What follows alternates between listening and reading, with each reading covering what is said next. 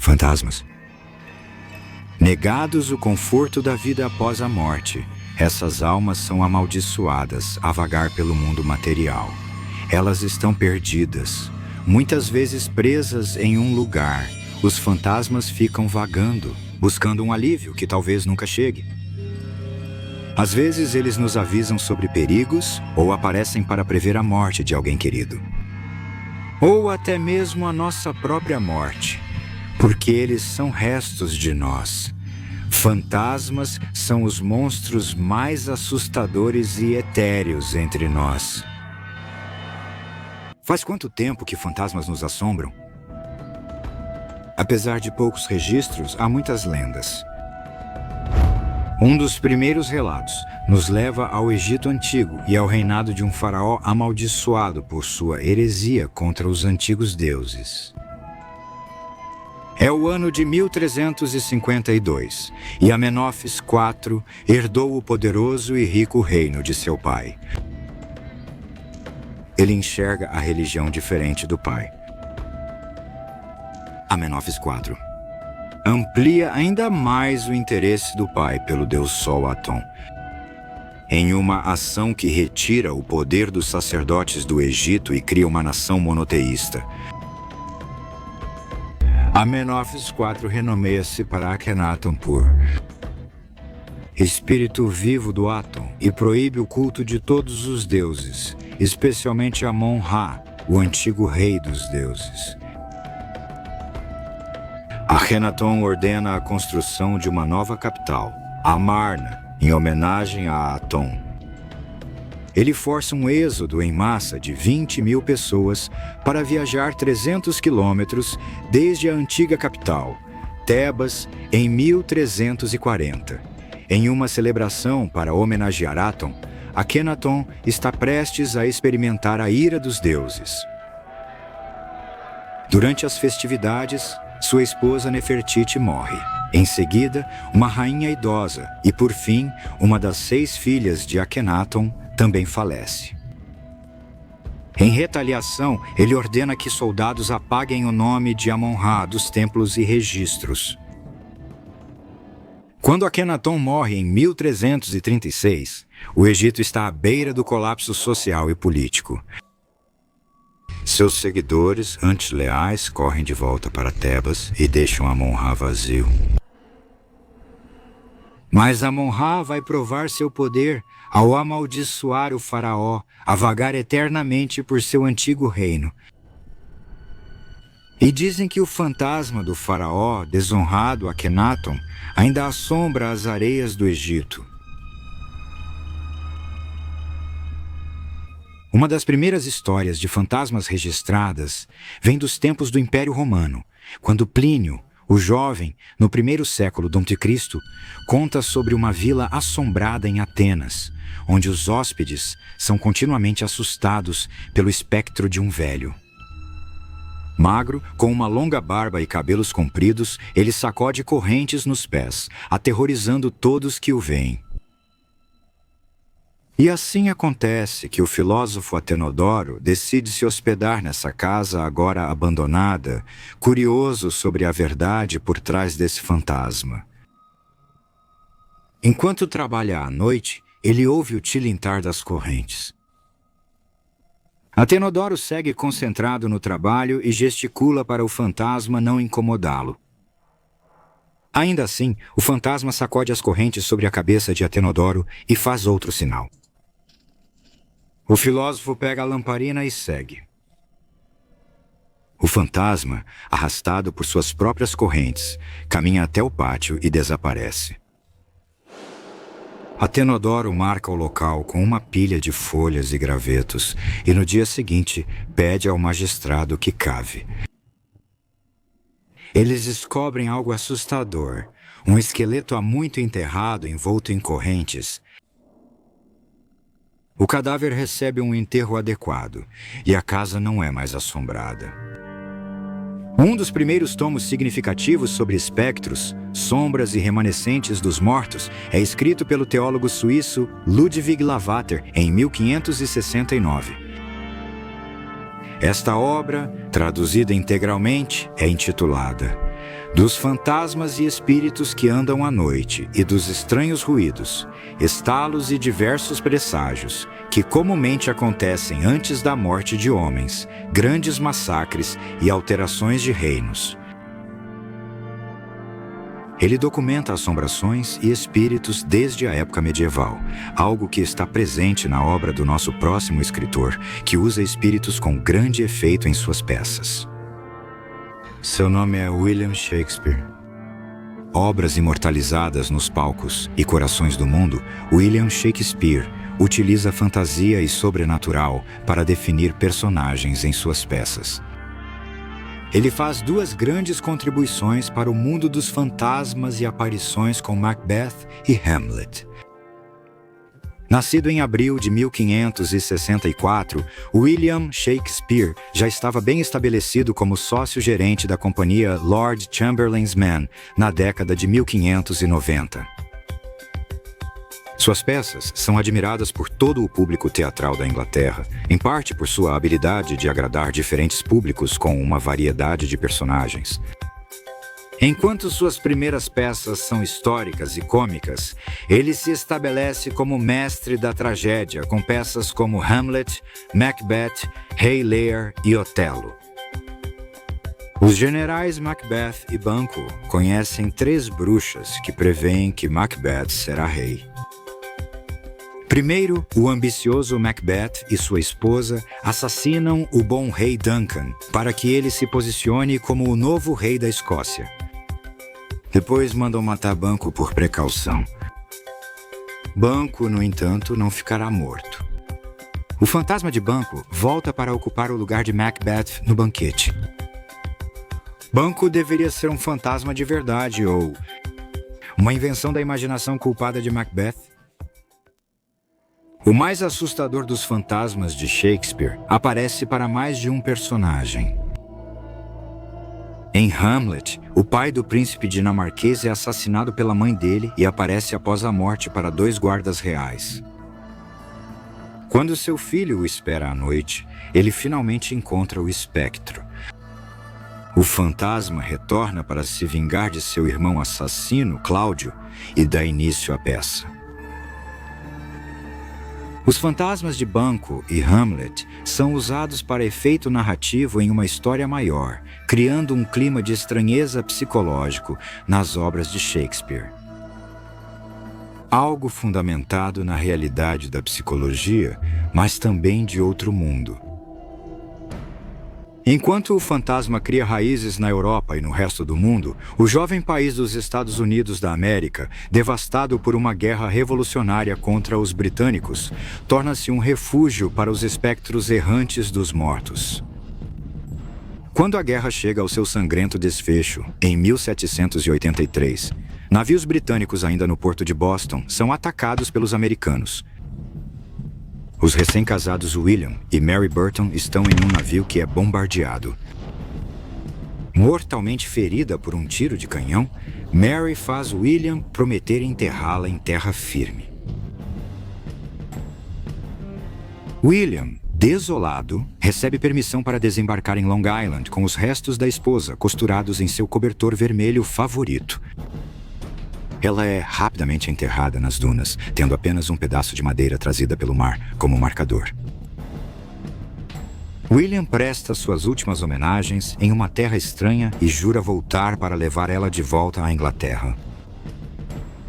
Por motivo desconhecido, ele nunca cumpre a promessa. Quase 20 anos depois, em 1804, um pequeno grupo de pescadores naufraga na ilha à noite. Enquanto eles tentam se situar, um som de lamento surge com o vento. Uma figura com uma capa vermelha se materializa e flutua em direção a eles. Ao se aproximar, eles veem sangue jorrando do ferimento na cabeça dela. Ela desaparece atrás de uma colina e deixa um frio em seu rastro. Em 1891, um soldado no recém-construído Fort Strong também encontra o fantasma de Maria Burton. Sua aparência macabra o abala profundamente. Como a Guerra da Independência, a Guerra Civil também cria seus próprios fantasmas. Fevereiro. marca a Batalha de Olustee, onde os exércitos federais e confederados se enfrentam em Olustee, Flórida. É a única grande batalha da Guerra Civil no estado. O soldado John Rowland atira e mata o soldado Jerome Dupuy, ambos do 7º Regimento de Infantaria de Connecticut. Acidentes como esses são frequentes nos campos de batalha da Guerra Civil, e o comandante, Capitão Benjamin Skinner, acredita que seja só mais um caso. Mas os boatos que circulam entre os soldados contam uma história diferente de que Dupuy foi assassinado como resultado de sua própria guerra particular com Rowley. É tão difundido que Rowley é preso suspeito. Rowley, abatido e cansado, não dorme em sua cela. Finalmente ele chama o guarda. Ele está pronto para confessar o assassinato de Tupou. Antes da batalha de Olustee, os dois brigaram e Tupou feriu Raleigh com sua faca. Raleigh não deixou passar e o assassinato foi cometido no campo em vingança. Ele acreditou que a rivalidade deles terminou ali, entre os mortos de Olustee. Ele estava errado. Declaração de Raleigh, publicada no Danbury Jeffersonian, em maio de 1864. Jurei que, se tivesse a chance, mataria ele. Eu tive uma chance em um momento de fúria e matei ele. E ele não é o único homem que eu matei ou causei a morte. Arranquei as entranhas de um marinheiro em uma canhoneira desde que a guerra começou e matei esfaqueando um homem em Nova York, o que me fez deixar minha família e ir como substituto de um recrutado no outono passado. Mas o fantasma de Dupuy é o único que já me perturbou. Desde a batalha, eu temo as noites, pois são noites horríveis. Quando estou de sentinela, sempre vejo Dupuy parado um pouco à frente, seu rosto cheio de sangue e o buraco da bala na testa. À noite, nos meus sonhos, ele fica parado na entrada. Eu acordo. Ele está lá, pálido e ensanguentado, mas desaparece assim que eu o vejo. Eu não podia mais manter esse crime horrível em segredo. Dupuy é enforcado em 3 de setembro de 1864 em Petersburg, Virgínia. Rowley nunca mais é visto ou ouvido novamente. A história de fantasma mais famosa dos primeiros dias da América é a Bruxa Bell. Esta assombração real virou lenda e até envolve um presidente americano. Em 1817, João Bell, fazendeiro bem-sucedido do Tennessee, encontra um animal estranho em seus campos. Ele tem corpo de cachorro e cabeça de coelho. Ele atira e o animal some. Naquela noite, o verdadeiro terror começa. No começo, há sons de batidas do lado de fora da casa, mas logo se transformam em um roer, como se fosse de um rato nos pés das camas das crianças. Em seguida, vêm ruídos ainda mais perturbadores, como se alguém estivesse engasgando, que duram até cerca de 1 da manhã. Em seguida, correntes sendo arrastadas e pedras caindo no chão. E as coisas ficam violentas de repente. O cabelo de um dos filhos de Bell é torcido e puxado com tanta força que o levanta da cama. Então o poupa e começa a atacar a filha adolescente, Betsy. A partir daquela noite, a bruxa de Bell vai persegui-la e fazê-la o alvo de suas inúmeras crueldades. James Johnston, vizinho, presencia o problema numa noite na casa e incentiva o Sr. Bell a procurar ajuda. Então a entidade começa a falar: Eu sou um espírito. Eu já fui muito feliz, mas fui perturbada. A bruxa, como a chamam, se chama Kate. Ela oferece previsões e conselhos a quem quer que lhe peça. Um desses visitantes é Andrew Jackson. Em 1819 e poucos anos, após vencer a Batalha de Nova Orleans, na Guerra de 1812, enquanto a carroça conduzida por Andrew Jackson segue em direção à Fazenda Bell, os cavalos se esforçam para continuar. Jackson grita que deve ser a bruxa e a bruxa responde. Ela diz que vai deixá-los seguir e promete vê-los mais tarde naquela noite. Os homens de Jackson estão pensativos enquanto esperam Kate se manifestar. Um deles saca a arma e diz que está carregada com uma bala de prata feita para destruir qualquer espírito maligno. Ele é lançado pelo ar, chutado por uma força invisível e empurrado para fora da porta. Jackson insiste em ficar. O que acontece e se a visita de Jackson realmente aconteceu é desconhecido. A família segue se desintegrando. Betsy é obrigada a romper o noivado com um jovem que Kate desaprova, enquanto a bruxa os atormenta em todo lugar. John Bell não se sai tão bem. Ele começa a sentir espasmos nos músculos do rosto e tem dificuldade para engolir. Isso causa convulsões que o deixam acamado. Kate promete deixar o velho Jack Bell morrer. Em 20 de dezembro de 1820, John Bell dá seu último suspiro. Um líquido é testado no gato da família, que morre instantaneamente. A voz de Kate ecoa enquanto ela assume a responsabilidade por assassinar John Bell.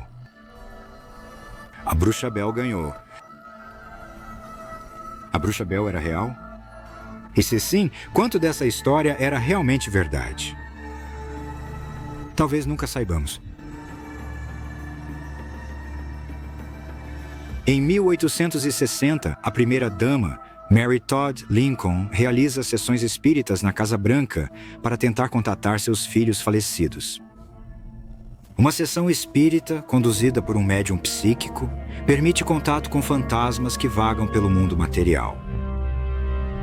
Em 14 de abril de 1865, John Wilkes Booth atira com calibre .4 na parte de trás da cabeça do presidente às 7h22 da manhã seguinte.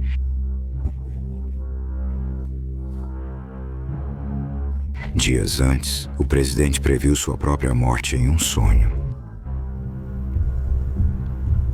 Mas isso não é o fim para o presidente Lincoln.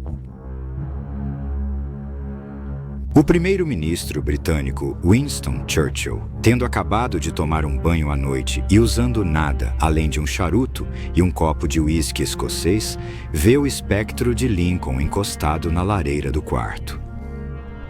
Eles se olham e o presidente desaparece. Ao longo das décadas, há mais relatos, principalmente no quarto Lincoln, de passos e batidas na porta. Talvez seja a própria recusa do presidente em ir embora, como citado por ele quando era advogado em Illinois, onde Lincoln teve uma premonição de sua morte. Parecia haver uma quietude mortal ao meu redor. Então ouvi soluços contidos, como se várias pessoas estivessem chorando. Pensei que tinha saído da cama e descido as escadas. Lá, o silêncio foi quebrado pelos mesmos soluços lamentáveis, mas os que choravam eram invisíveis. Fui de cômodo em cômodo. Ninguém estava à vista, mas os mesmos sons tristes de aflição me acompanhavam enquanto eu passava. Estava claro em todos os cômodos. Cada objeto era familiar para mim, mas onde estavam todas as pessoas que estavam sofrendo como se seus corações fossem se partir? Eu estava confuso e alarmado. Qual poderia ser o significado de tudo isso? Determinado a descobrir a causa de uma situação tão misteriosa e tão chocante, continuei até chegar à sala leste, na qual entrei. Fui surpreendido por algo nauseante. À minha frente havia um catafalco com um cadáver coberto por vestes fúnebres.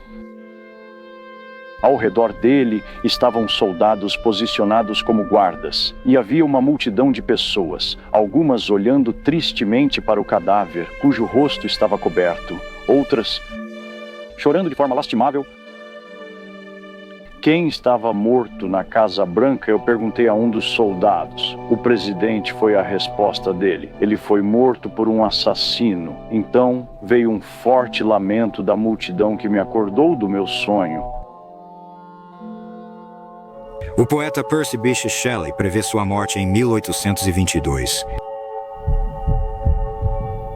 Shelley, sua esposa Mary e amigos estão em uma casa de praia. Um dia, no terraço, Shelley vê seu doppelganger, um duplo exato. Pergunta: por quanto tempo você pretende se contentar?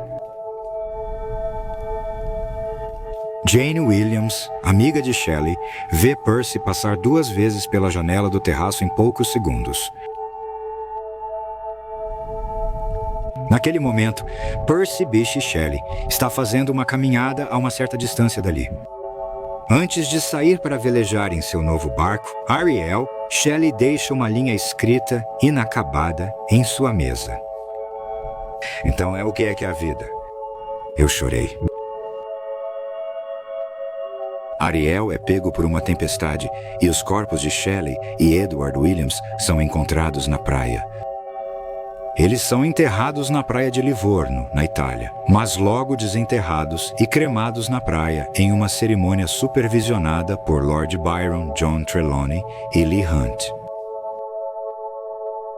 O coração de Percy não queima. Conservando-o em vinho, Mary Shelley o guarda em sua escrivaninha, onde permanece até sua própria morte. Outro membro do grupo do Lago de Genebra faz sua própria aparição espectral em 25 de novembro de 1865. William Rossetti realiza uma sessão espírita, onde entra em contato com o espírito de seu tio John Polidori, autor de O Vampiro.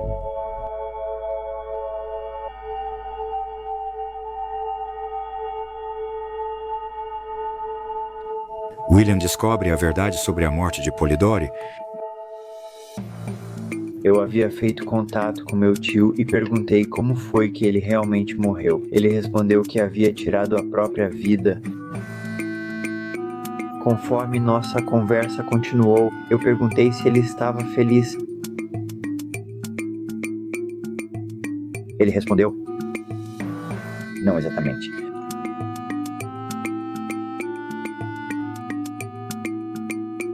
A imagem do cavaleiro sem cabeça surge no folclore desde o Cavaleiro Verde da lenda arturiana. Nomeada em homenagem ao pai da nação, a história é a lenda de Sleepy Hollow. O escritor é Washington Irving. Washington Irving nasce em Nova York em 3 de abril de 1783. A Revolução Americana havia terminado e seus pais o nomearam em homenagem ao principal herói da guerra, George Washington. Irving busca um diploma de direito e quase não passa no exame da ordem em 1806, mas tem mais sucesso com seus ensaios humorísticos. Em 1809, ele publica O Satírico, uma história de Nova York, sob o pseudônimo de Dietrich Knickerbocker. Dentro de sua antologia, o livro de esboços, sob o pseudônimo de Geoffrey Crayon, há um conto que torna Irving famoso. Ele apresenta um espectro assustador que se torna um ícone do folclore americano. É a lenda do Vale Sonolento. Um professor chamado Ichabod Crane fica sabendo do suposto fantasma de sua vila no interior do estado de Nova York. Então, certa noite, Ichabod Crane encontra o Cavaleiro Sem Cabeça. Será que Ichabod Crane encontrou o verdadeiro Cavaleiro Sem Cabeça? Ou tudo não passou de uma farsa criada por um pretendente rival? Ichabod Crane desaparece, restando apenas seu chapéu e uma abóbora despedaçada em seu lugar. Washington Irving consegue introduzir uma visão icônica e aterrorizante na história de fantasmas americana. Quando criança, eu adorava a história de Washington Irving, a lenda do Cavaleiro Sem Cabeça. Quando entrei na adolescência, nos mudamos para Sleepy Hollow Lane, na Califórnia, não a de Nova York. E nós tínhamos um enorme vitral do cavaleiro na frente da nossa casa, que era uma figura incrível, sabe? Aquele enorme cavalo preto com olhos vermelhos e o cavaleiro sem cabeça em cima, empinando com a lua ao fundo e as árvores. E isso é simplesmente sinônimo de Halloween e, sabe, andar sozinho à noite e aquelas lendas urbanas, histórias e contos de fogueira que aparecem nessa época do ano. Sempre gostei do Cavaleiro Sem Cabeças, especialmente nos desenhos e filmes por mostrarem Ichabod Crane como um grande nerd. Sabe, porque eu acho que sentia que eu era um grande nerd.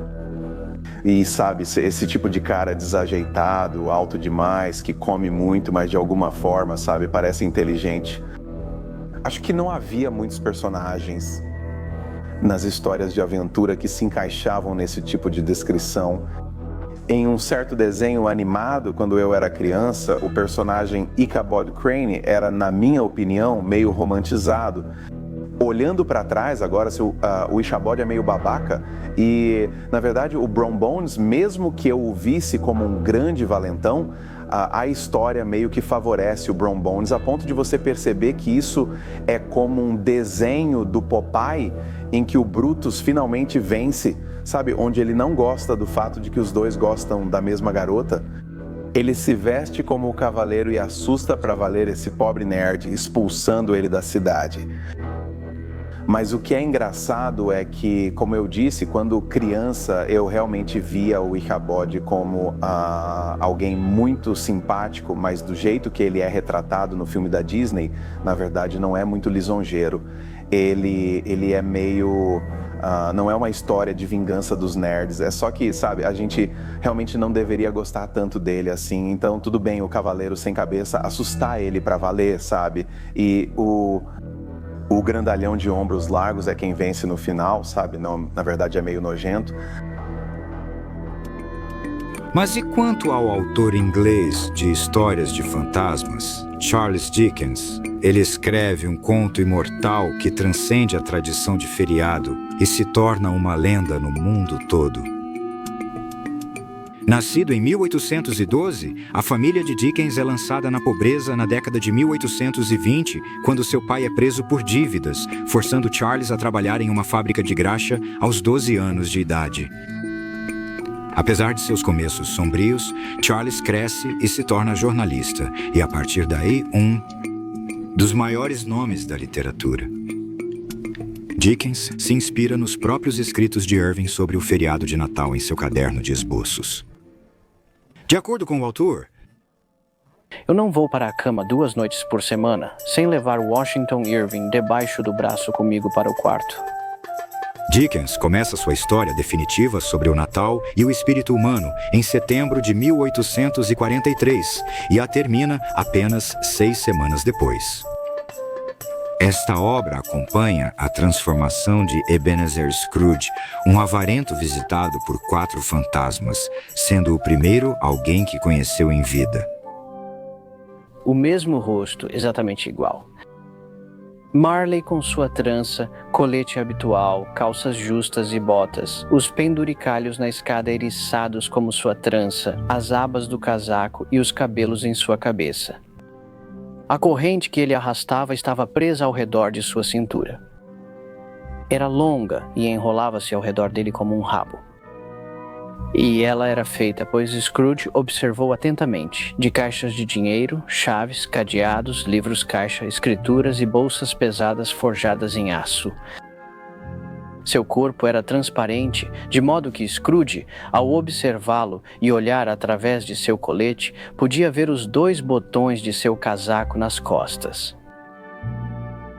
Os 3 fantasmas que se seguem, os fantasmas do Natal passado, presente e futuro, usam sua influência sobrenatural para mostrar a Scrooge o erro de seus caminhos e o que o aguarda na morte.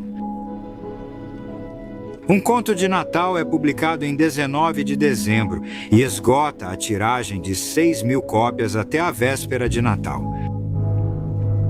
Poucos anos antes de Charles Dickens escrever Um Conto de Natal, um de seus amigos e contemporâneos vive uma experiência real com um encontro espectral. O renomado capitão Frederico Marriott, da Marinha Real Britânica, escrevia contos baseados em suas experiências náuticas. Certa vez, quando estava atracado, ele recebeu a visita de seu irmão, que viera relatar a própria morte. Mas seu próximo encontro fantasma é ainda mais assustador. Em 1836, amigos de Marriott ouvem de convidados que sua casa é assombrada por uma mulher de vestido marrom igual a do antigo quadro. O espectro aparece pela primeira vez no Natal do ano anterior. Marriott promete passar a noite no quarto assombrado, esperando descobrir a verdade. Na terceira noite, Marriott acompanha 2 sobrinhos do baronete. Ele quase esquece de levar a pistola caso vejam a dama marrom. Enquanto o trio anda pelos corredores escuros, alguém com uma lamparina se aproxima. Modesto por estar apenas de camisa e calça, Marriott faz com que eles recuem e fiquem atrás da porta. Ele vê algo que nunca esperava, a dama marrom.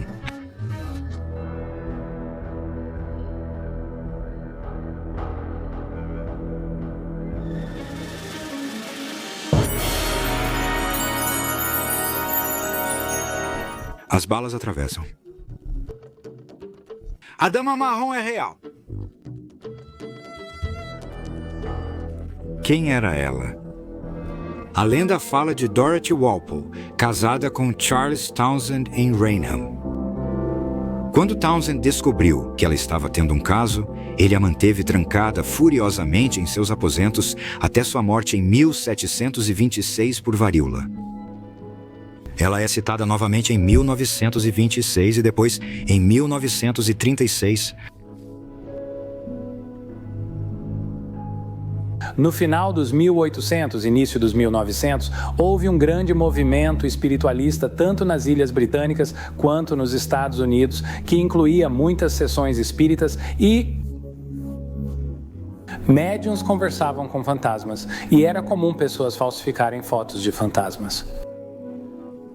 Quem quer ver fantasma, vê em qualquer lugar. Algumas dessas coisas, mesmo parecendo ruins para nós, especialmente para quem já está acostumado a ver imagens assim, sabemos que são falsas, mas muitos não sabiam. A questão da fotografia da dama marrom é que ela parece realmente muito convincente. A fotografia real da dama marrom foi tirada em setembro, mas foi publicada na Inglaterra em uma revista chamada Country Life, que era muito popular, mas tratava principalmente dessas casas senhoriais. Mas havia muito mais, até fictício. Ela surgiu na edição de 26 de dezembro de 1936. Esse é tradicionalmente o período próximo ao Natal em que histórias de fantasmas são mais populares nas Ilhas Britânicas. Então, foi realmente um ótimo timing. Mas o que aconteceu depois foi que ela foi vendida para a revista Life para uma republicação na edição de 4 de janeiro, que foi em 1937. Tinha uma grande foto de Franklin Delano Roosevelt e ele estava se preparando para concorrer ao seu segundo mandato. E essa era a maior notícia do país. Eles tinham cerca de 600 mil assinantes na época, então muitos liam a revista em casa ou em barbearias para saber das novidades. Assim, centenas de milhares, talvez milhões de americanos viram essa foto, que provavelmente era a imagem de fantasma mais convincente já feita naquela época. A dama marrom foi vista na década de 1960, mas aparentemente não depois disso. Mas isso não significa que ela não continue assombrando Raynham Hall.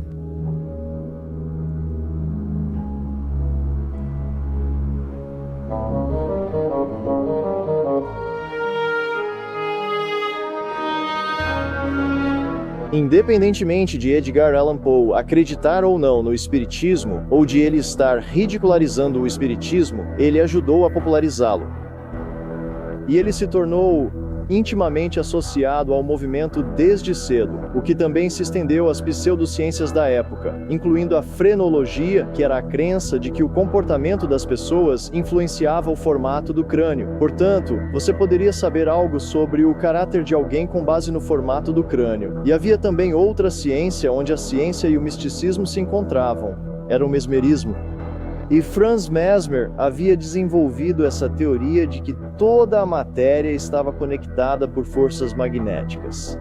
Ele desenvolveu o magnetismo animal e tentou explorar essas forças para colocar pessoas em transe, ler ou controlar suas mentes e curar seus corpos. E as pessoas da época posterior desenvolveram o mesmerismo para shows de palco. Andrew Jackson Davis subia ao palco, entrava em transe mesmérico e se comunicava com espíritos dos mortos. E ele ficou famoso por prever que, em 1848, ocorreria uma revolução que mudaria o mundo como conhecíamos. E claro, em 1848 foi quando as irmãs Fox, em Nova York, começaram a ouvir batidas misteriosas. E elas disseram que eram os espíritos dos mortos se comunicando com elas. Elas subiram ao palco e fizeram sessões mediúnicas comunicando-se com os mortos, marcando o início do movimento espiritualista moderno. Houve também a influência de Swedenborg, que acreditava na comunicação com espíritos de outros mundos. Poe não podia ignorar e precisou escrever sobre isso, criando histórias como Revelação Mesmérica e Os Fatos, no caso do Sr. Valdemar. E em Os Fatos, no caso do Sr. Valdemar, Poe retratou sua história como se fosse um artigo de jornal. Ele convenceu Nova York de que alguém cruzou o oceano em um balão de ar quente. Todos compraram o New York Sun para saber até perceberem que era invenção. Em Os Fatos, no caso do Sr. Valdemar, cientistas hipnotizam um homem no exato momento da morte para manter sua mente viva após o corpo morrer. Assim, poderiam falar com ele após sua morte, e uma voz etérea responderia do outro lado.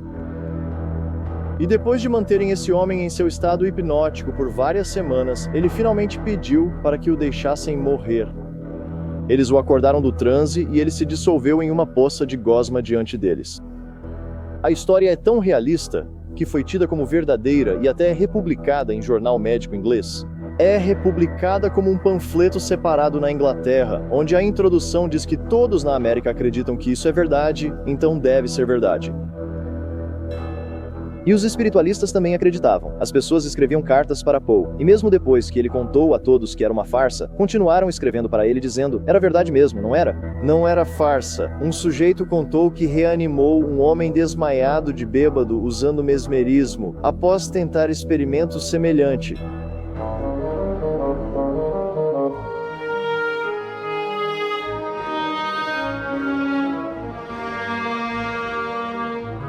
Outro assombro britânico, este fictício. E muito mais humorístico vem do autor Oscar Wilde. Oscar Fingal O'Flaherty Wills Wilde é um escritor irlandês, nascido em 1854, conhecido por seu envolvimento no movimento esteticista. Destacou-se pelo humor afiado. Wilde escreveu só um romance, O Retrato de Dorian Gray, em 1890, sobre um jovem cujo retrato reflete seus vícios. Enquanto escrevia O Fantasma de Canterville, em 1896, para publicação em 1897, a peça de Wilde, A Importância de Ser Prudente, ainda fazia grande sucesso nos palcos britânicos. O Fantasma de Canterville acompanha as tentativas fracassadas de assombração de um fantasma medieval inglês ao se deparar com uma família americana. Preciso insistir que lubrifique as correntes. Trouxe uma garrafa de lubrificante Tennessee Rising Sun para isso.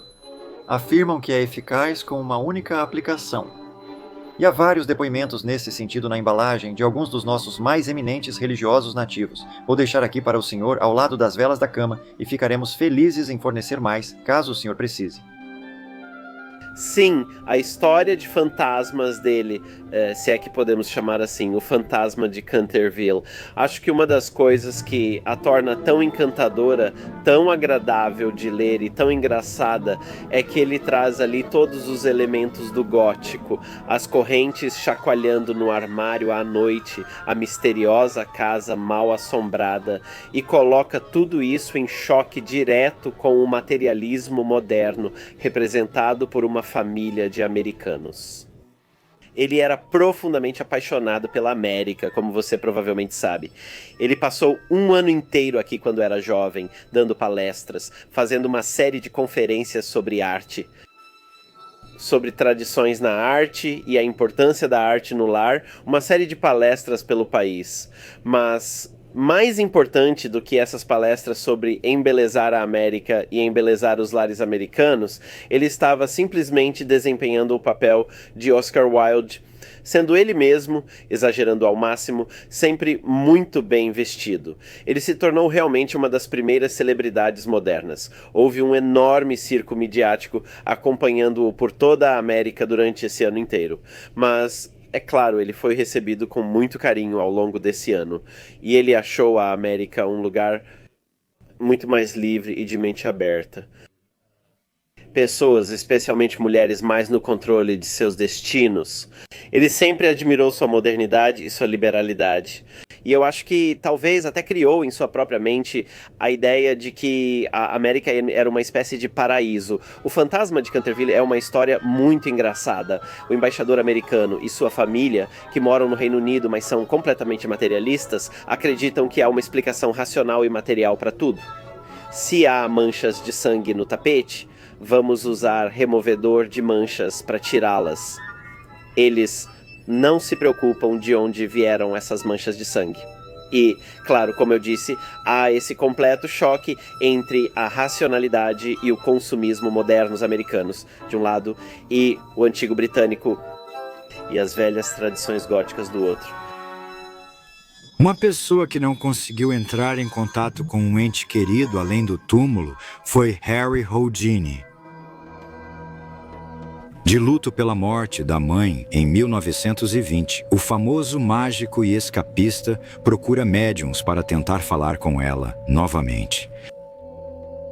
Em vez disso, descobre que muitos são charlatães e passa a desmascará-los em uma segunda carreira.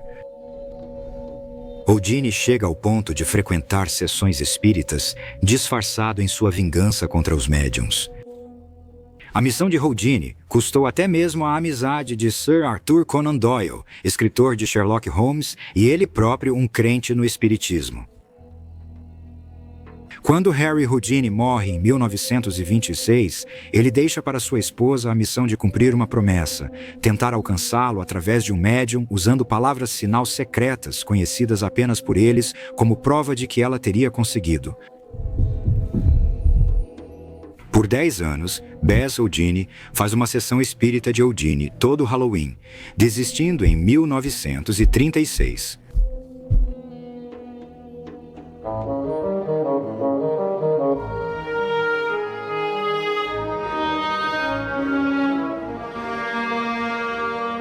Sarah Helen Whitman, poetisa de Providence, Rhode Island, soube das experiências mesméricas de Poe após sua morte. Ela estava muito interessada em Poe, já tinha lido sobre ele e sua poesia e queria conhecê-los. E hoje, se você fosse conhecer alguém, talvez procurasse essa pessoa online, talvez você a pesquisasse no Google, mas ela escreveu cartas para pessoas que Poe conhecia.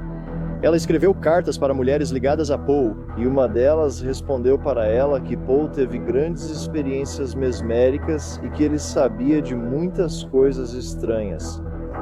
Então, definitivamente, Sarah Hall Whitman precisava conhecê-lo, precisava aprender sobre suas experiências mesméricas. Poe conheceu essa grande espiritualista após ela lhe enviar uma carta de fã, marcando o primeiro encontro deles. Ela dedicou um poema de Dia dos Namorados a Edgar Poe, dizendo que queria voar com o corvo até o ninho dele no céu.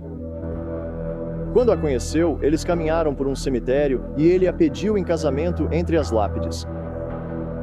mas a mãe dela ameaçou deserdá-la, cortando qualquer centavo, se ela se casasse com Paul. Então ela teve que recusá-lo. Ele ficou tão arrasado que tentou suicídio por overdose de Laudanum, mas se recuperou e 10 dias depois, ela concordou em se casar com ele, com a condição de que, se ele voltasse a tocar em álcool, o casamento estaria cancelado. Assim, o noivado deles durou 1 mês. Ela terminou e disse que não poderia mais vê-lo. E 1 ano depois ele morreu. Nesse momento, ela disse que ouviu batidas no quarto dela. Sempre que fazia uma pergunta mentalmente, ouvia ruídos estranhos no quarto e achava que era o espírito de Paul tentando se comunicar. Ela contratou um médium para morar 6 meses com ela e ajudá-la a falar com o espírito de Paul. Depois disso, ela mesma se tornou uma médium e realizou várias sessões espíritas tentando se comunicar com Paul, tentando descobrir que tipo de mensagens ele tinha para ela do além. E apenas alguns meses após sua morte, alguns conhecidos dele em Nova York, incluindo Horace Greeley, um editor de jornal, e Rufus W. Griswold, executor literário e editor de Poe, realizaram uma sessão espírita e trouxeram as irmãs Fox, que deram origem ao movimento. E é tentador pensar que eles podem ter tentado ajudar a se comunicar com o espírito de Poe em nome de Griswold, mas exatamente sobre o que falaram naquela sessão espírita não se sabe. Mas Greeley e Griswold saíram de lá como descrentes, embora Griswold aparentemente tenha desenvolvido uma paixão por uma das irmãs Fox e pegou o álbum de autógrafos dela, não querendo devolvê-lo, até que uma amiga dela escreveu para ele pedindo, por favor, que devolvesse o álbum de autógrafos.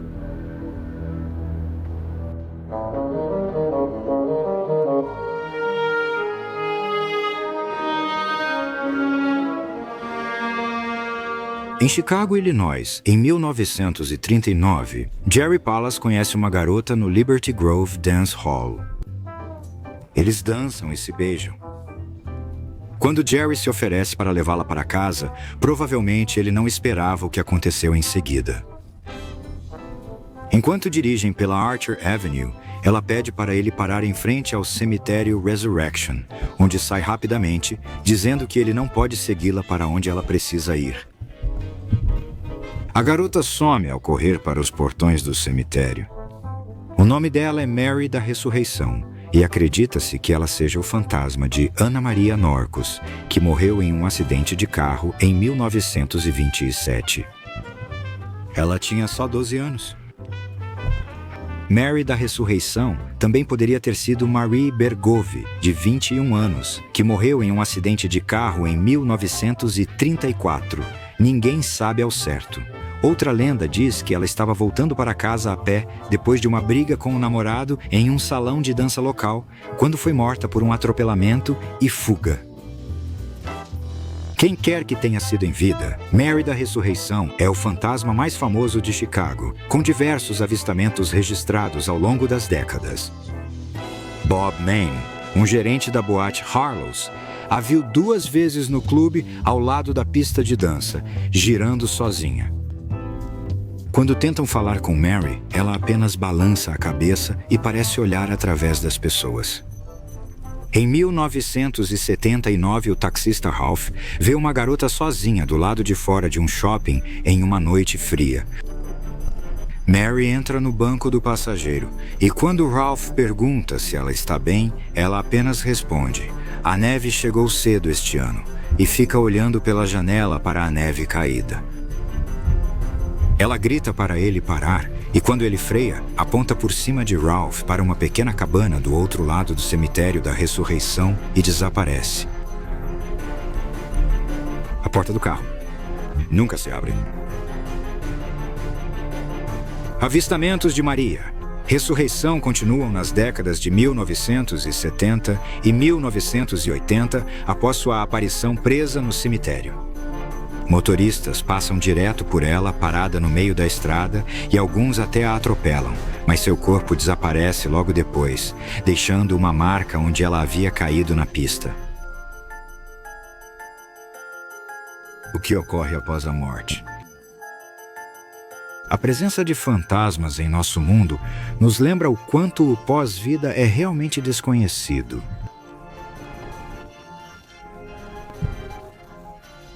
Para notar qualquer rangido, ou um gemido, ou se você vir uma luz estranha vindo pelo corredor, corra e torça para que, se isso te alcançar, não seja vingativo.